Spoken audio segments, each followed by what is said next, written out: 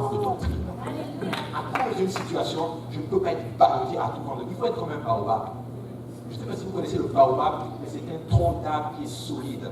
Et vous savez pourquoi? Parce que ses racines sont enfoncées là-dedans. Nous devons savoir qu'il est le seul Dieu vivant. Nous devons savoir que le salut sortira au nom de Jésus. Nous devons savoir, alléluia, qu'au nom de Jésus, tout Jésus péchera au ciel, sur la terre et même sous la terre. Nous devons savoir que c'est le nom de Jésus sauve. Nous devons proclamer cet évangile-là.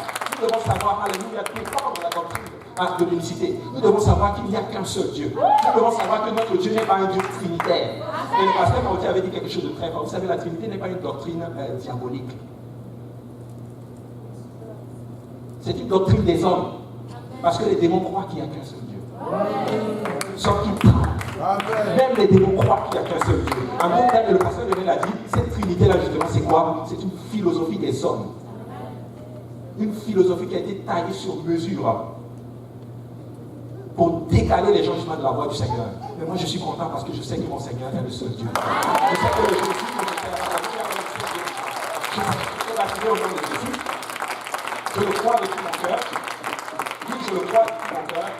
Et je suis convaincu que Joseph était dans la citerne avec sa doctrine. Il était justement dans cette citerne-là, croyant une chose, le Dieu d'Israël est le seul Dieu. En dehors de lui, il n'y en a point d'autre. Il est le seul Dieu vivant. Il est celui qui confond l'ennemi. Une simple parole de notre Seigneur suffit à déstabiliser tous les plans de l'ennemi qui étaient tissés par le Une simple parole du Seigneur. Dieu a tout créé par quoi? Par la parole. La Bible dit qu'au commencement, Dieu créa les cieux et la terre. Mais après cela, après avec la parole, il a amené toutes ces choses-là qui ont été créées à l'existence. Nous devons proclamer la parole du Seigneur. Il faut que tu dises à tout le monde qu'il n'y a qu'un seul Dieu. Il faut que tu dises à tout le monde que tu dois être baptisé au nom de Jésus. Tu as besoin du nom de Jésus-Christ pour être revêtu de la puissance. Tu as besoin du nom de Jésus-Christ pour être revêtu. Nous avons besoin, il est écrit dans Acte 4, il n'y a de salut en aucun autre. Parce qu'il n'y a de salut en aucun autre. Je ne sais pas si il n'y a de salut en aucun autre. Alléluia. Égyptien la jeta des Ismaélites qu'il avait fait descendre. L'Éternel, au verset 2, Genèse 36, à partir du verset 39, à partir du verset 2, l'Éternel fut avec lui. Et la prospérité l'accompagnant. Il habitait dans la maison de son maître, l'Égyptien. Son maître vit que l'Éternel était avec lui et que l'Éternel faisait prospérer entre ses mains tout ce qu'il entreprenait. Voilà le type du chrétien. Tout ce qu'il touchait, il y avait la grâce du Seigneur qui l'accompagnait. Tout ce qu'il faisait, on voyait Dieu là-dedans. En d'autres termes, quand il marchait, on ne le voyait même pas, on voyait juste son Dieu en fait. L'église de Dieu, je ne sais pas, moi je veux que quand je marche dehors, qu'on ne voit même plus le frère à vous, mais qu'on voit Jésus-Christ, parce que le frère à vous, c'est plus moi qui vis, mais c'est Jésus qui vit en moi.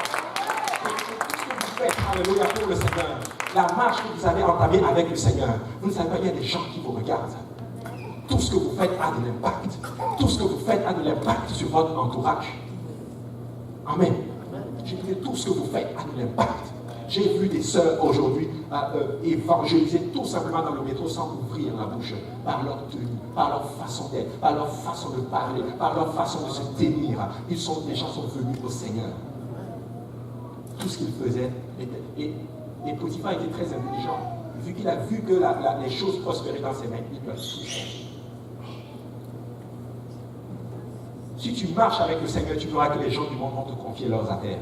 Et à ce moment-là, tu pourras ouvrir cette brèche-là et leur donner la parole. Tu pourras leur dire que ce n'est pas toi en fait. C'est le Dieu que tu sers qui le fait. C'est le Dieu que tu sers qui le fait. Mais le verset 6, j'aime beaucoup le verset 6. Le verset 6, justement, le reste du verset 6 est très significatif.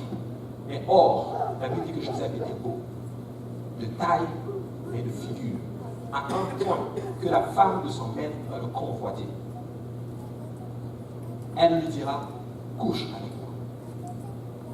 Et je suis convaincu que ce n'était pas une femme laide. Parce que l'ennemi ne va jamais te tenter avec quelque chose que tu n'aimes pas. Le diable ne va jamais te tenter avec quelque chose que tu ne convoites même. Écoutez, laissez-moi vous dire que quand le diable te tente, c'est que la chose qu'il voit peut-être, il pense que ça peut t'intéresser.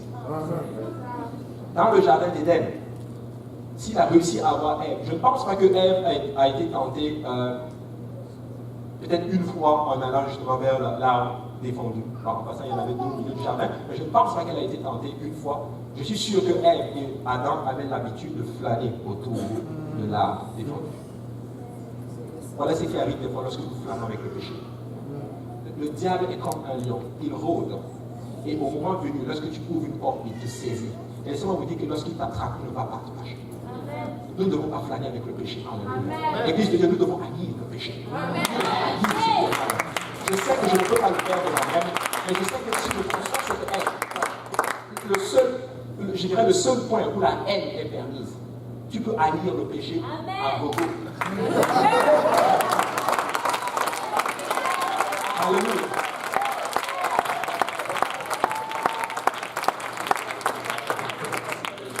Mais, alléluia, permettez, je suis désolé, pardonnez-moi. Mais le Seigneur est bon. Amen. Est-ce qu'on ne peut pas faire pour le Seigneur?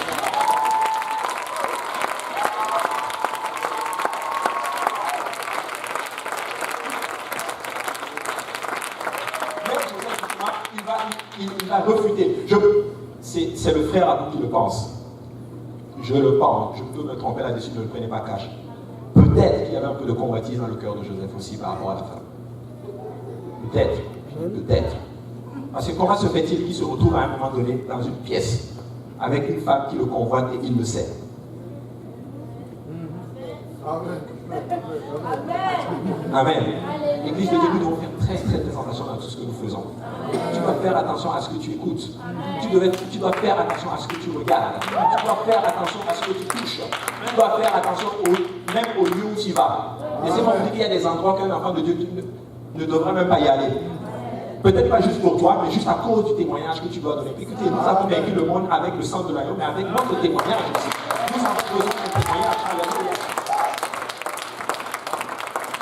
Alléluia. Un jour, verset 11, étant rentré dans la maison pour faire son ouvrage et qu'il n'avait aucun des gens de la maison, elle le saisit par son vêtement en disant couche avec moi. Il me laissa son vêtement dans la maison et s'enfuit hors. Mais bien avant cela, Joseph avait dit comment pourrais-je faire un tel péché? Mon maître m'a donné toute justement autorisation dans cette maison, excepté toi. Comment ferais-je un si grand péché et pécher contre mon Dieu?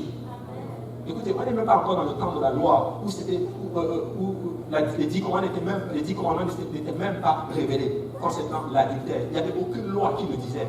Mais cette loi était gravée dans son cœur. La parole du Seigneur était gravée dans son cœur. Je pécherai contre mon Seigneur si je fais telle chose. Écoutez, il y a des choses, alléluia, en tant qu'enfant de Dieu, nous devons nous tenir fermes pour cela. Nous devons nous tenir fermes pour la parole du Seigneur. Alléluia. Il y a des questions, alléluia, de notre témoignage. Amen. Il faut que lorsqu'on te voit, on voit le Seigneur Jésus-Christ. Elle va l'accuser de telle sorte que lorsque son maître va arriver, qu'est-ce qui va se passer? Joseph sera jeté en prison. Dans tout ce calvaire, peut-être qu'il avait encore trouvé une place de confort. Il se disait, bon, mon maître m'a tout confié, tout va bien, j'ai quand même une bonne situation. Mais laissez-moi vous dire que le calvaire de Joseph n'était pas encore terminé. Écoutez, t'imagines en train de marcher dans un tel calvaire, mais avec deux promesses importantes du Seigneur dans ta vie. Avec deux onctions, je dirais deux paroles prophétiques sur ta vie. Écoutez, il y a des gens, alléluia, des paroles prophétiques ont été lancées sur votre vie. Si tu ne restes pas dans la présence du Seigneur, ces prophéties ne vont jamais s'accomplir. Si tu ne tiens pas compte, si tu ne tiens pas ferme au Seigneur, ces prophéties ne vont jamais s'accomplir. Moi, je crois que le jour où j'ai mis mes pieds dans l'église, je crois que le Seigneur a lancé des paroles prophétiques sur ma vie. Si tu ne tiens pas ferme au Seigneur, ça ne va jamais s'accomplir. Les prophéties, justement, c'est la promesse de Dieu, c'est la volonté du Seigneur pour toi. Ce n'est pas l'accomplissement encore. Amen. L'Éternel fut avec Joseph, même en prison, et il étendit en lui sur sa bonté. Parce qu'il est tenu ferme pour son Seigneur. Au-delà de tout ceci, et nulle part, je le vois même murmurer. Je le vois même nulle part. Joseph dit justement, je n'ai rien fait. On l'a jeté en prison. Est-ce qu'il y a des gens qui ont été jetés en prison aujourd'hui? Est-ce qu'il y a des gens qui ont été persécutés aujourd'hui? Est-ce qu'il y a des gens qui ont été déstabilisés, abusés aujourd'hui? Le Seigneur ne te demande pas vengeance. Le Seigneur te demande de lui faire confiance. Le Seigneur te demande de mettre ta foi en lui. Et il accomplira tous ces desseins qui ont été tissés sur la terre. Ce n'était pas n'importe quelle prison. C'était une prison politique. Les prisonniers politiques étaient dans cette prison. En d'autres termes, c'était une prison où tu n'as aucune chance de sortir. Et des fois, l'ennemi va tisser des choses autour de nous de telle sorte qu'on a l'impression que nous n'avons aucune chance de sortir. Là, il a dit ceci, les portes de l'enfer ne prévaudront point contre l'Église. Écoutez, j'ai écouté une prédication, il avait dit ceci, moi je n'ai jamais vu une porte sans mur. En d'autres termes, peu importe les murs que l'ennemi a tissés autour de toi, la porte est contrôlée par l'Église. Et le prédicateur avait dit ceci, vous savez quoi, les portes dans l'ancien temps, c'était à ce lieu-là que les chefs de guerre se retrouvaient pour faire des stratégies de guerre. En d'autres termes, ces portes de l'enfer, même si le diable lui-même complote avec ses acolytes des plans contre ta vie, le Seigneur déclare que ces portes-là ne prévaudront point contre l'Église.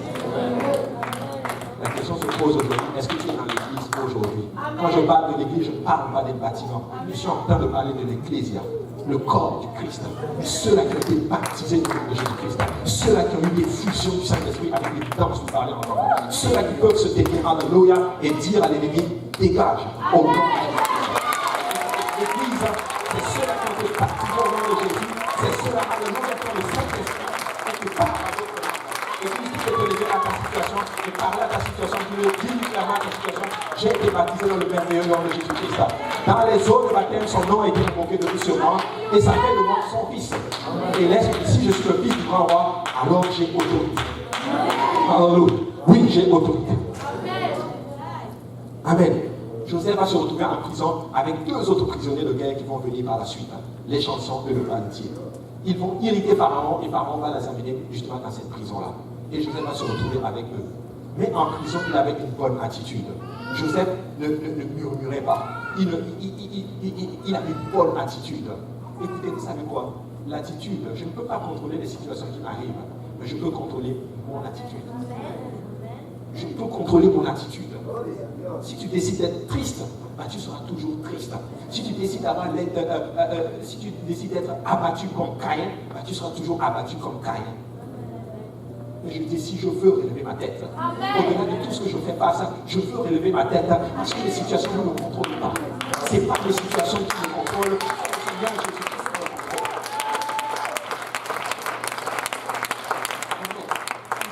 Le rêve. Et Joseph va interpréter le rêve. J'essaie d'aller le plus rapidement possible. Et Joseph va interpréter justement le rêve. Il va dire au banquier, dans 3 jours, ton rêve veut dire 3 jours. Tu seras rétabli dans tes fonctions.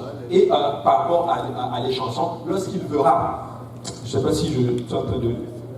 C'est le verbe, à les chansons justement, tu vas être rétabli dans tes fonctions. Mais au banquier, il va dire justement au banquier, en fait, toi, ton rêve, c'était tout simplement cet amour de terre. Écoutez, c'était un prédicateur. Joseph était un prédicateur. Un prédicateur, c'est celui qui prêche ce qu'il n'aime pas. C'est qui ne voudrait pas. Écoutez, il y a des choses des fois que j'ai pas envie de prêcher. Parce que j'ai peur de certaines qu'on me lance des tomates. Mais il me dit de les prêcher. Et je veux prêcher la parole du Seigneur. Amen. Alléluia. Moi j'aime le Seigneur. Et dans 3 jours, c'est la mort. Et c'est exactement ce qui va arriver. Mais il y a quelque chose qui me frappe dans cette histoire. Joseph dirait justement à les chansons, quand tu seras rétabli dans tes fonctions, souviens-toi de moi. En d'autres termes, est-ce que Joseph commençait à douter de son Dieu? C'est comme si sa confiance commençait maintenant, il le mettait en l'homme. C'est juste une pensée. C'est rien, c'est juste une pensée. Mais écoutez, vous savez quoi? Nous ne devons pas nous confier en l'homme. Jérémie dit ceci, Jérémie 17,15, ainsi parle l'Éternel. Maudit soit l'homme qui se confie dans l'homme, qui prendra la chair pour son appui et qui détourne son cœur de l'Éternel. Peut-être qu'il avait encore sa confiance dans le Seigneur, mais peut-être que sa situation commençait à être pesante pour lui.